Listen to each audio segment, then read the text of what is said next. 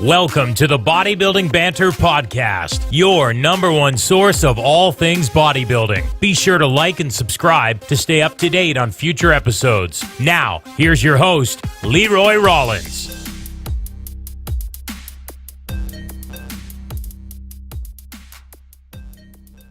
All right, people, welcome to the Bodybuilding Banter podcast. I'm here with my man, Lawrence. Me and him have been trying to do this for probably 4 or 5 weeks now. He's in Australia. I'm in Canada. I believe it's 15 hours you're ahead. So we got it lined up. Right now for me, it's 2:15. It is 5 a.m. tomorrow for him. So kudos to this guy for getting up early to do this. So why don't you introduce yourself, my man, and then we'll kick this off. Well, what's going on, guys? It is true. It is 5 a.m. here. So happy to get up early with my man Leroy, trying to lock this in for a while. So it's good to be on here with the man. But yeah, my name's Lawrence. I am from Brisbane, Australia, and I'm a natural teen bodybuilder. Been bodybuilding for about 2 years now. Nice. And I've actually just come out of my second competitive season, which I was obviously very happy with. We achieved my best physique to date, had a really good time, and just loving this more every day. So yeah, sweet. All right, man. Let's start from the top. Let's start with what got you into the gym, right? Like when you were younger, and then what got you transitioning from I'm just gonna go to the gym to I want to be a bodybuilder. Yeah, so I think when I first sort of dabbled with the gym and sort of starting to build my physique a little bit, it was just the typical had a few dumbbells at home, wanted to get a few bigger arms, a little bit bigger chest, doing your curls and your push-ups to try to put on a bit of muscle. And that was probably doing that at my own house for about 2 years. Not anything serious, not anything too structured. So it was on the pretty down low. Yep. And then I'd say when I was about 16, I stopped playing my first love or my first sport, which was cricket. I don't even know if you guys have much cricket over in Canada. I don't think so. Not that I know of, but that's pretty sweet. Yeah. That's different, than what you hear, like the typical, bodybuilder maybe getting into before. So that's kind of neat. Yeah, so I stopped playing that just because I guess I'd lost a bit of love for it. And as I was sort of getting away from cricket, I started to get a little bit more interested in the gym and started to see some muscular physiques that I admired, and I guess I was starting to think, hey, I might want to get a bit more serious into it. So I stopped playing cricket. How long did you play cricket for, bud? Oh, maybe 10 years. Oh, wow. So, yeah, no, it was a huge passion of mine, and I really, really enjoyed it. But after I sort of gave that away, begged mum and dad to let me get in the gym and get a proper membership at one of our local gyms. And they said, yeah, you can go for it now that you're old enough, but you're going to have to pay for it. So I had a little job going at the time. So bought myself my own gym membership when I was 16. Okay. And then started going from there. And I'd say probably about 3 months into training, I got thinking that I really enjoyed it. And I sort of had a look a little bit at bodybuilding and the scene. And I thought, I'm such a competitive person. It's going to kill me if I can never compete and get that sort of competitive get the energy vibe out of me. So, exactly. So I thought, hey, why not? Let's have a crack. And I asked one of the local personal trainers if she knew anybody who coached. Right. And I got into contact with my current coach now, Joey. Okay. And the rest is history, really. Nice. So what did your first, what did that first 3 months in the gym look like? Like, were you following a plan, or it was just kind of like, I'll try this and this and this, or how did you kind of structure that? Well, I think it's like a lot of people. You kind of get in there and you hear about sort of the bro splits. And, so I think I was doing 1 day a week for a good 3 months, and upon looking back on it now, man, it was a lot of volume, especially for I was training one body part a day, and I sort of had this idea that you got to hit every angle. Yeah. So I was in there doing flat bench, incline dumbbell, decline flies, and then still doing some other variation, finishing off with all these machines and just really hammering everything from every angle. Probably just not realizing that less is more, especially when you're younger. I look back thinking I could have used so much less stimulus. It could have been so much less fatiguing, and I would have got probably the same results. Probably would have recovered it a little bit better as well. So, were you like wrecked after every workout? Like when you hit chest, like could you like not even move for like 5 days?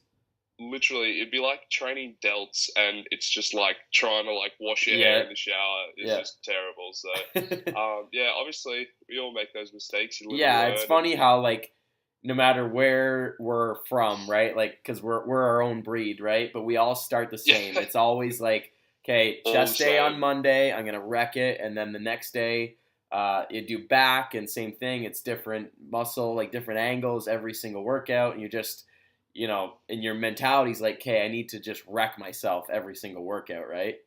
Exactly.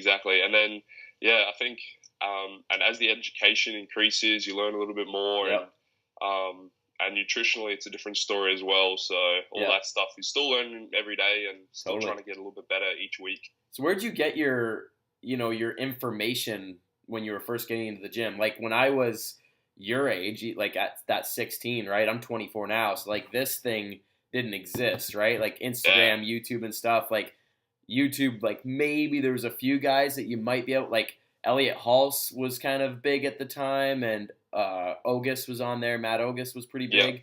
But a lot of it was like the magazines, right? So it's like Phil Heath's chest workout, and it's like, well, worked for him. So was it the same? Like, where did you get kind of a lot of your info at the time?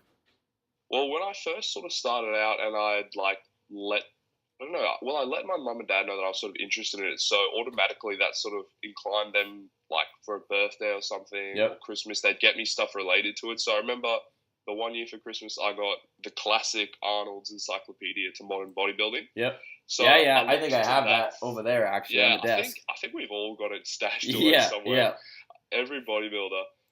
So I sort of looked to that to a few routines, bodybuilding.com. I remember I followed, I don't know if you remember the Callum von Moger building mass routine. I followed that for ages. Okay. And he's Australian too, so that's applicable, right? Exactly. So he was my favorite for a while. So I was obsessed with all those routines for ages, and I thought, this is what it takes to build the physique. Exactly. And then from there, there was still like, I knew there was still room for improvement in my training, and I just obviously thought this can't be the best way to do it.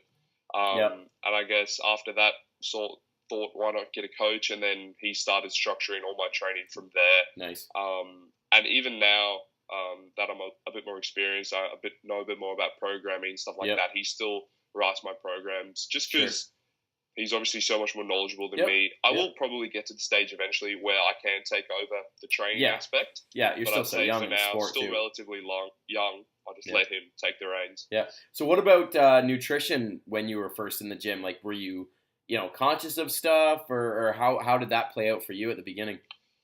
Well, I think the first time I ever actually took a bit of notice about like food really was before I'd even started bodybuilding. I remember there was one year when my cricket coach had said to me, he recommended a month, so we had this big tournament at the end of the year, every year. And he said 1 month before, just try go like minimal sugar, like processed sugar. Sure. Okay. And so he said like less than 5 grams per 100 in like everything you eat. So I was like, okay, I'll do that. Yeah. Because I wanted to come in like really fresh. I wanted to do well. Yep. And that was like the first time I actually I dropped like a lot of body fat, and I remember like looking in the mirror in some good lighting, and that was the first time I had abs. I'd never had abs before, because I always like hold a little bit of fluff around my midsection. Yeah. So I was like, oh, that's all right. And then it came back on when I started like trying to bulk up again. Yeah. But in those early days, same thing, very bro. Yeah. I remember I used to work at a chicken butcher.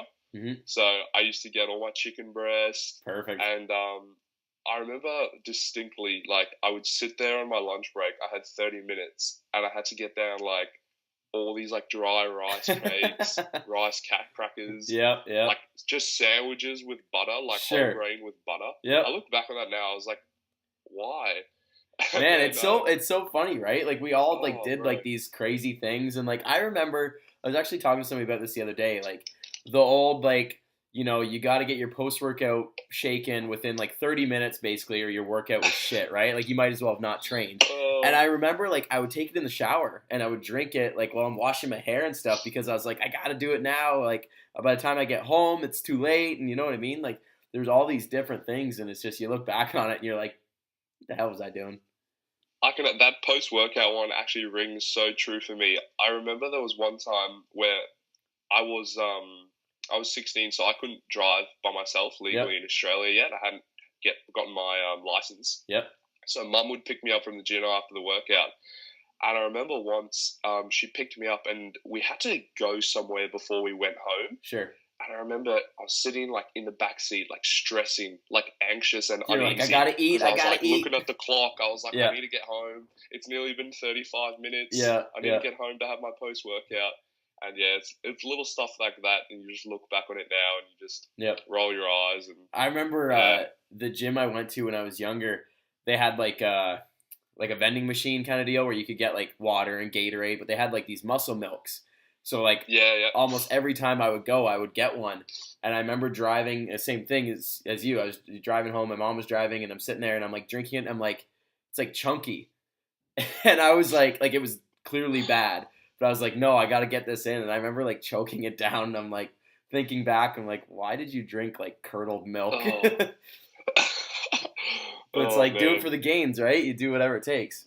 Got to do it for the gains, whatever it takes. Yeah, exactly. Okay, so you're in the gym now. You're getting experience. You're like, okay, now I think I want to get a little bit more serious with this. So tell me about you. You bring this coach on. What kind of stuff started to change for you?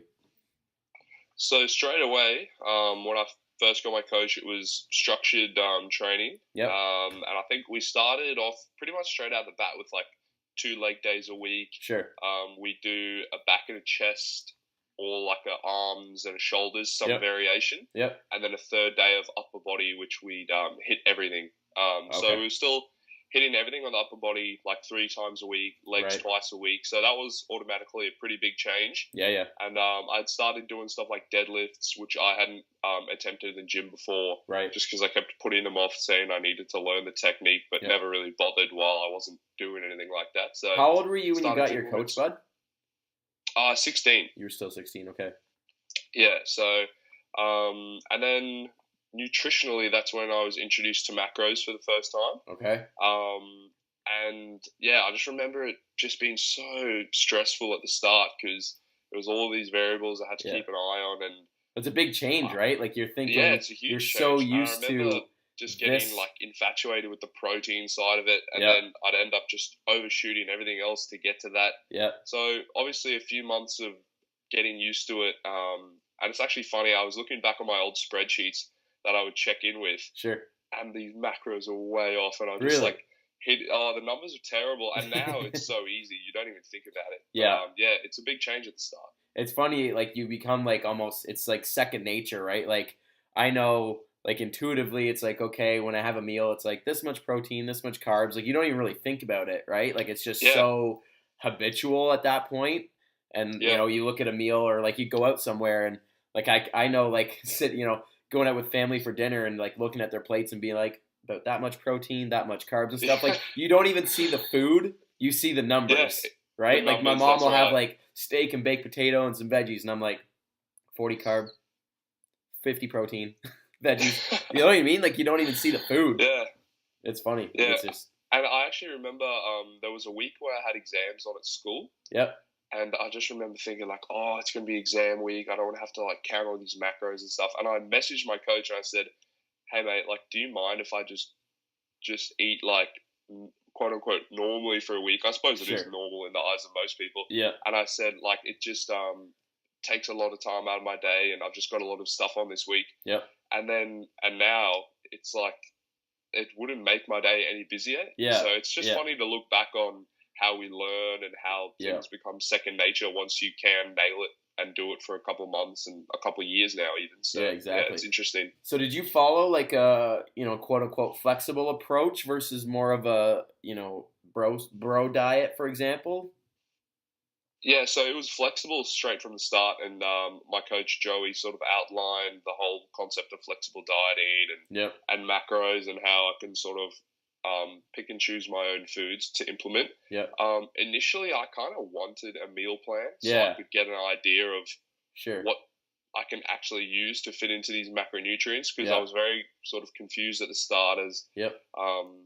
what foods were good macros, Yeah, quote unquote. yeah, And but luckily I learned a lot of that through our forum on Facebook, which we have Right. for my coach's clients. Yep. So people are always putting in recipe ideas, Nice. foods that are good for macros when you're bulking, cutting, Yep. etc. Or So whatever. it caught on pretty quickly, and yeah, I like to think of myself as a pretty savvy macro chef nowadays. So Nice. yeah, it's come a long way.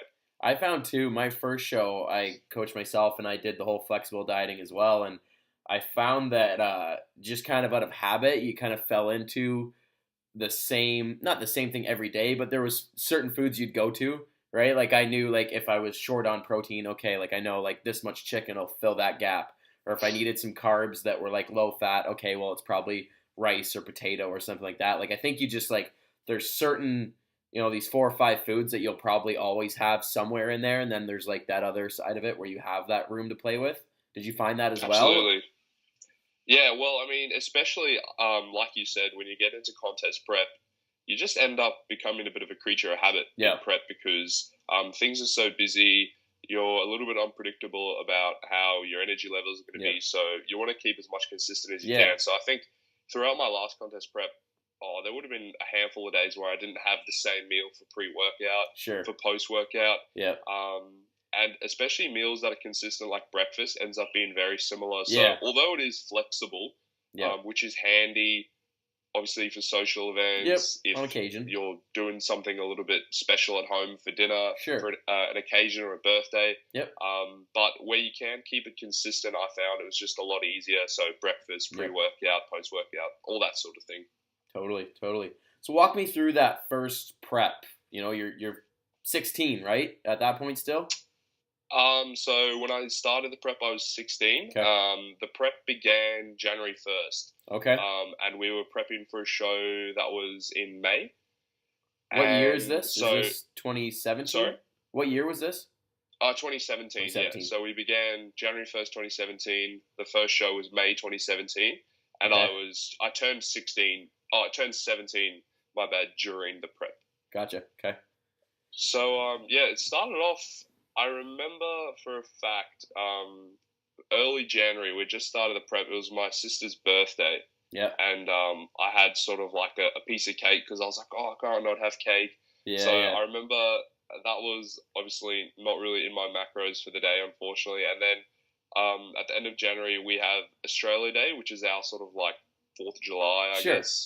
And then I remember that day, I had a few unplanned like meals and stuff. And after that, I just remember thinking like, you got to have a crack. You got to do this properly. Yeah. And those were my only 2 slip-ups. And then from then on till May, I was all sweet. So that first prep it was challenging. It was hard because I was in grade 12, which is our last year of high school in Australia.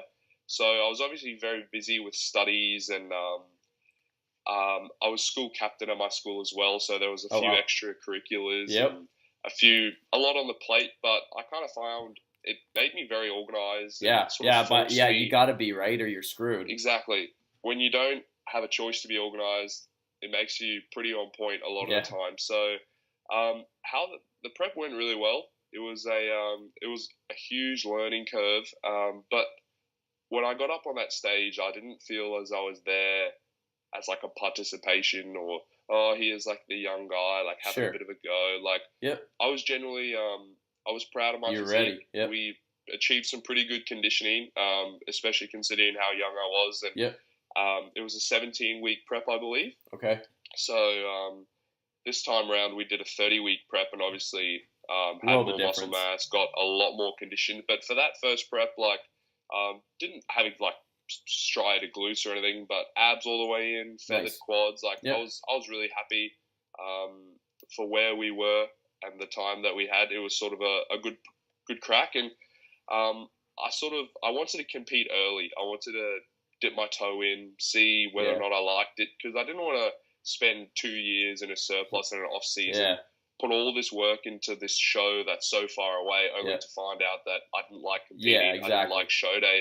I thought, what's the point? We need to try it out to see if this is something I even want to pursue in the long run. So all in all, it was a really good experience. The diet fatigue and the hunger was pretty up there, and the food focus was. Yeah. It's obviously really tough when it's your first time going through all that. And I definitely learned a lot of lessons from that first prep that helped me in the second. Yep. But yeah, it was an awesome experience, and it definitely taught me a lot about myself. That's for sure. Cool. What did your weight do? What was your difference from start and end?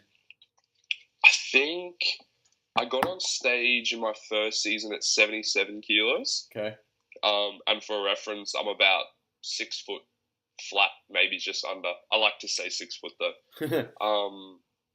And I believe I think I started it at 92. Wow. And went down to 77. So I had a decent amount of body fat to lose. Yep. And interestingly enough, for my second prep, it was actually like the same weight loss. So started at the same, ended at the same, but obviously just looked very, very different. So much leaner the second time around. Nice. But yeah, I had no idea I had that much weight to lose. Like, yeah, it's crazy, eh? Like, you really think about it. Once you start to cut properly and you go in for that bodybuilding stage condition, you realize how much fat is actually on the body. We give ourselves a bit too much credit in the off season of how big we are. So, yeah, exactly. Yeah, there was a lot to lose, but we got there in the end. Didn't have to do obscene amounts of cardio by any means, and although you're hungry no matter what at the end of the prep, my carbs actually weren't ridiculously low. So I was pretty thankful for that. Yeah, no doubt. How did you manage with, you had been in school and stuff, like with friends and family and stuff like that? Like, were they understanding, or were you kind of like looked at as an oddball? Like, how did that all play out? It was a bit of a mixture. At the start, it was like a bit of a novelty. So it was really cool. They're like, oh, Lawrence is getting ready for a show. Yeah. No one in my family, obviously, or my friendship group had ever done anything like it. So it was pretty cool. But obviously, it did start to get a little bit harder when it was not being able to participate as much in social events. And it was more so the friends / girlfriend side of things where it was really tough. Yeah, for sure. Because, those are sort of your people, and you're young, and you want to be doing those things, going out, having a few drinks, being able to celebrate occasions and milestones. But at home, it was a bit easier because it's a lot more mundane. It's just your everyday, and there's not necessarily so much pressure. Let's be honest, like when you're a teenager, like basically the most important thing is your life is like Friday night and Saturday night with friends, right? So absolutely, I can have sympathy for what you would have went through. I didn't compete at that point in my life. Like, I competed later. So, kudos for you for being able to do that, because I can imagine how hard that would be when all the boys are like, hey man, let's go catch a movie and then back to my place for some drinks and Xbox. And you're like, okay, but I'm not going to be doing 80% of what you guys are doing, like exactly, that shit's hard. Yeah. And I mean, it got tough towards the end, especially because you're not as cheery. You're very irritable. And when you're sort of dealing with that situation or explaining to someone, it can come off as a little bit, I don't know, douchebaggish. Because it gets old in a hurry, right? Like, explaining yourself over and over. Like people that know me now, like, this is going to be like my 7th show. So it's, Leroy's competing again. My girlfriend, she's doing her first show, and she's at the stage where everybody's like, well, here, have a little bit. She's like, I can't. And it's like, well, why not? You know what I mean? Especially with the holidays just passing. Like, she's at work and people are bringing in treats and stuff like that. And, everybody come have a donut and stuff. Well, Carrie, get over it. Like, I can't, right? And it's just over and over and over. And you're just like, leave me alone. Yeah, and it's hard because food is such a social thing and 100%. Such a cultural thing. And it gets to the point where you actually feel like you're like offending people. Which like people get mad at you. Like, you don't want to like upset anyone. And I remember being at birthday parties. Yeah. Like, you have to turn down cake, you have to turn down all the food they put up, and it's like the classic at an Australian birthday party is the mum will come around offering a plate of stuff, and Lawrence, like, please dig in. You're a big boy. Yeah, you'll eat lots. I'm just like, I can't. Sorry, I'm all good with my water. Yeah. And, you do feel a little bit bad about it, but at the end of the day, it's important for me to get on stage looking how I wanted to get, and you got to do what you got to do, because this, unfortunately, unlike cricket, bodybuilding's 24/7. Yeah. So yeah, you got to put in the work every minute of every day, especially in prep. Nice. So talk to me then about second round. So you got your first prep under your belt. When was the next one? So if that was May 2017, when was the next one? Yeah, so we finished up. Both my shows were in May in 2017. So we finished up around then, and the next. So in Australia, we've got like season A and season B for the two halves of the year. Okay. So we had a off season from May, I guess, if you want to include like the recovery phase and all that jazz. We had an off season until April 1st. So I remember April 1st was when we started the 2018 prep. Okay. And that was a 30-week prep. It was 26 weeks until the first show of the season, and I ended up doing 3 for the year. So it was 30 weeks all up. And yeah, in terms of the physique that we brought the final package, it was like night and day. I look at the photos now, and the conditioning was far surpassed. Had a lot more muscle mass. Brought up some weak points, and just very, very happy with the final product that we brought this year. Nice. Sort of good to see a few of the fruits from the off season pay off. And just having that extra time under your belt really helps you bring out some good competitive conditioning. Yeah, so 100%. I knew that obviously being a teen competitor, it's going to be tough. You're never going to win the size game. There's guys there with 10 more years of training on you, a lot more muscle maturity. So I was just happy that I was competitive from a conditioning standpoint, and I know that the mass will come with time, and I just got to keep chipping away. So yeah, the second prep was a lot better. It's always also a lot easier to manage yourself in terms of how organized you are. And, because you're a bit more knowledgeable, you can be a little bit more flexible with those social events. So a bit more knowledgeable to eyeball food when you're out at 100%. Restaurants and stuff like that. So yeah, it's definitely a lot better. Nice. But I think it's going to get better each time. So I'm sure my third and my fourth prep are going to keep improving, and you learn a little bit every time you do it. So I think we'll keep getting better. Nice. What did you do in the off season in between? Like, did you have areas of focus and stuff like that? How did you guys tackle that? It was mainly the back. I think it's just it was mainly the back was the first area we wanted to improve on, especially like getting some more mass onto my lats, because that was a definite weak point from the first season. Right. And it's not like I came out this year with these huge wings, because like I said, these things take time. So it's still an area I want to improve on, and it's going to be another big focus of my current off season, which I'm heading into now. Nice.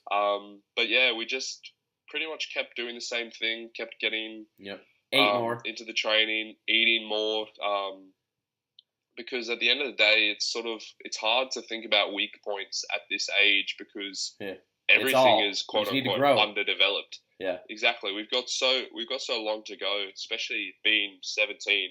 Got so much room to grow. Everything can get bigger.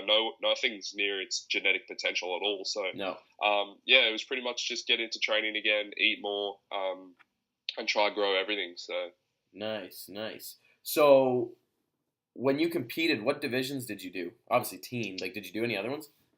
Yeah, so this year I did teenage, which is 19 or younger on the day of the contest. Mm-hmm. I did juniors, which is 23 or younger on the day of the contest. And then I also went into a weight class, which for me this year was 72 to 77 kilos. Yep. And then I did the open men's division as well, which they normally divide you into height classes. So how did you place in all that? I believe at my first show, I think there was only 2 teen competitors. So I unfortunately placed second. The other guy there beat me. Yep. Shout out to my man Caleb. He looked great on the day. And then at the second show, I actually beat him, which was cool. So nice. I was able to bring it in a little bit tighter. Yep. And I think the extra conditioning got me over the line against him on that day. Sure. And then my third show for teens, I was the only one there. So took the first place. Unfortunately, not to get up there against some others, it would have been nice. But it's a pretty niche few people, teenage bodybuilders. Yeah, teens for sure. Happens. Like even over here, juniors is usually a small class, right? Like I don't even know if I've ever seen a teen. We have like teen physique is usually popular, but yeah, teen bodybuilding, like, shit. If I've seen a couple guys, I'd be surprised. Yeah. So it is tough, and I don't know, it's a little bit demoralizing because you want to be competitive. Yeah, you want want to to get compete up there against other dudes, but the president of the organization actually said a nice little mini speech about me when I got my trophy, and he was cool. really cool about it. So that was very nice and very considerate of him. Yeah. And then it was strange. This season, my placings, if you looked at them on paper, weren't technically as good as my first year. In my first year, I placed first or second in all my divisions. Yeah. But this year, although the placings numerically might not have looked as good, they meant a lot more because the lineups this season were makes a difference. Just so much better than my first year. I mean, if I had come this year with the physique I brought last year, I wouldn't have even been in the question. So the lineups were a lot better this season. We had guys bringing just insane conditioning, huge size. Yeah. So I was happy with my thirds, fourths, seconds this year, just because I didn't get that many firsts. Didn't phase me too much. Yep. So all in all, pretty happy with the placings, but like it's more about the physique. It's about chasing that end goal. Growing yourself, right? Is that a cat? Yeah, it's a cat. Stupid That's cat, awesome. just invading the podcast, dude. Look at him; he doesn't even care. He's like, whatever. But yeah, so the placings, they were good. I was really happy with them, and like I said, more just happy that the physique improved and we were able to improve on the efforts of last season. Nice. All right, man. Let's just wrap this up with just maybe some rapid fire questions, just to learn a little bit more about you. So, no worries. What is off season? Looking at your back, what is your game plan with that? Like, is there certain exercises you're going to really hammer volume on, or what?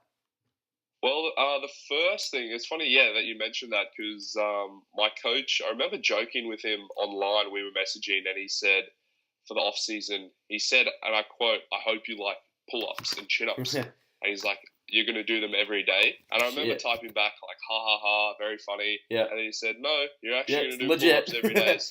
So yeah, now I do every session before I start. I do my chin-ups, varying grips and like that sort of thing, mesocycle to mesocycle for a bit of variation. Yep. But yeah, just trying to increase volume as we go through our program with that one as the weeks go on. Lots of pull downs, lots of T-bar rows, trying to get that thickness. That density. And a lot of sort of neutral grip pull downs. That's sort of where I can feel it in my lats a lot more. Yeah, that's the one. So I sort of vary that between the close grip and the wide grip because we've got some really good attachments at the gym that I go to. Nice. So varying those up a little bit. But yeah, the pull-ups are a huge one. Mm-hmm. And also deadlifts are one we get into a lot more just to sort of get a little bit more thickness in the erector spinae. Sure. So I'm hoping that a big off season of deadlifting can pay off for that one. Right on. But other than that, just hammering the volume, feeding the muscles, trying to get some food in. So yeah, it should be fun. Nice. So with all that in mind, what is your favorite body part to train? Like what do you get really pumped for at the gym? I feel like if you're a true bodybuilder, you can love it say all. legs.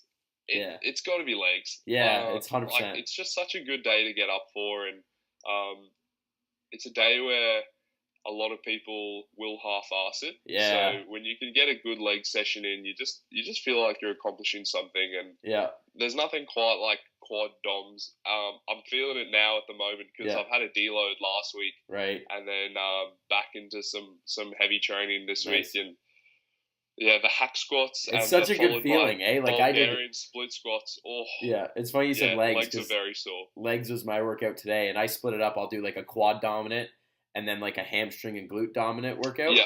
So today was quads, and I was just like I was there by myself. I got new headphones for Christmas, so I was in the zone, just music blasting, and I did like stupid shit. Like I did like banded leg press to failure, and then I would do like triple drop sets on the machines. Like I was just like, it's a sick feeling, but you're like, man, like you said, people half-ass it, and you're like, I didn't. I did some shit people wouldn't do. I'm training legs with my coach later today. Yeah. And whenever he trains, he gets to see what he writes me, and I think he realizes what a cruel man he is. So I'll make sure to put him through the ringer later. Nice. That's good. Put him through the work. Exactly. Put the work in. Awesome. All right, so let's quickly talk about what's kind of your long-term goals with bodybuilding. Like, what do you hope to achieve?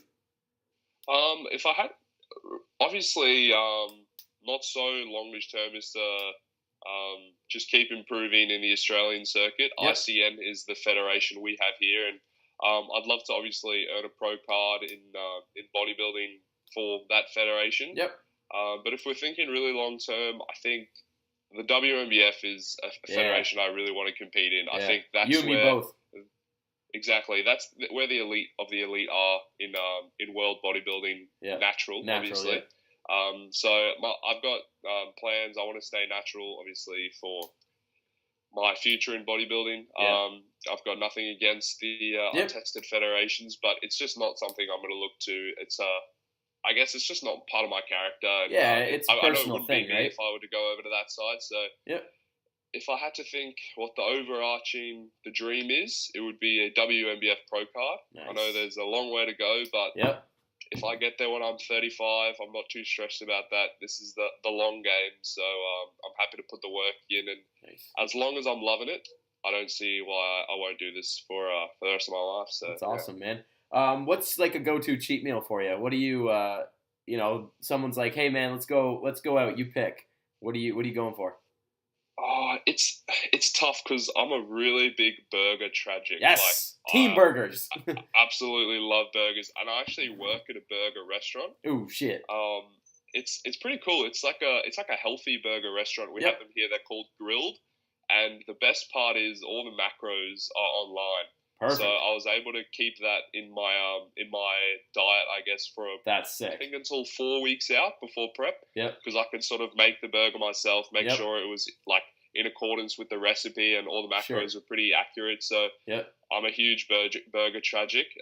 But if we had to go for sweets, donuts was something I craved massively in my prep. So the donuts and the burgers are probably my kryptonite, I'd say. Nice. All right, man, last one. What is your biggest, maybe one or two pieces of advice for the fellow teen athlete like yourself that's thinking about competing, maybe getting ready to step on stage sometime soon? What kind of tips do you got for them to, get them through the fight?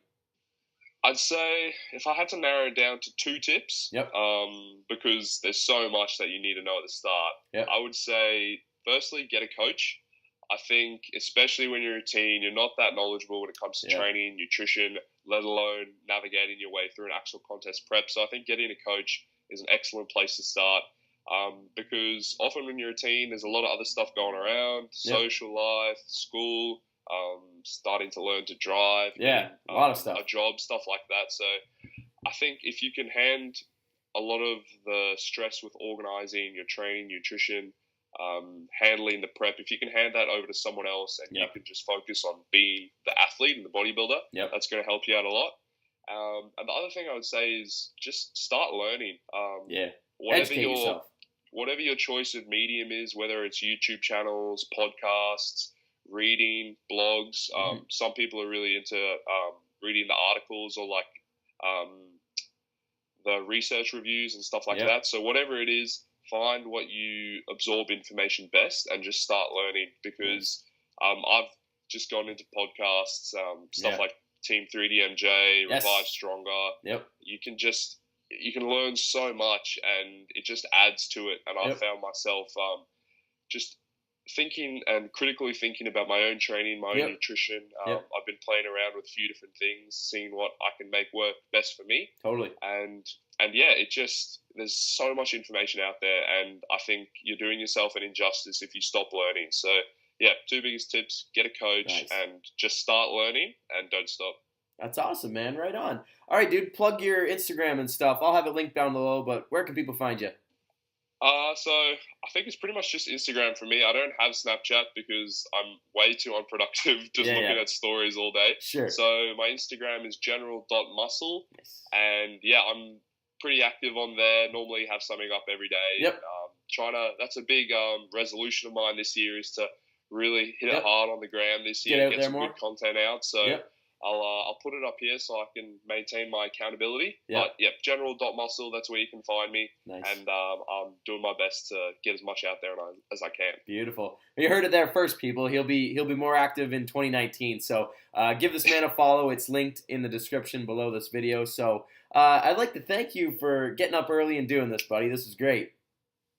No, thank you, mate. And I just wanted to say you've been a great host, and it's great chatting to you. And appreciate everything you're doing and fighting the good fight for the natty bodybuilders out there. You're putting out some really good content. Thanks, like brother. Your posts are just top notch. You're putting out real content, not just ab shots and all that nonsense. You're really educating people, and I've really respected how you're handling yourself throughout your prep, keeping things tight during the holiday season, which I know a lot of us can appreciate is really hard. So you're doing an awesome job, man. So I just wanted to thank you for the pleasure of having me on. And I've looked at your previous interviews, and I'm in some pretty good company, so I appreciate it. Yeah, man. Well, hopefully, I know we're across the world, but we'll link up someday.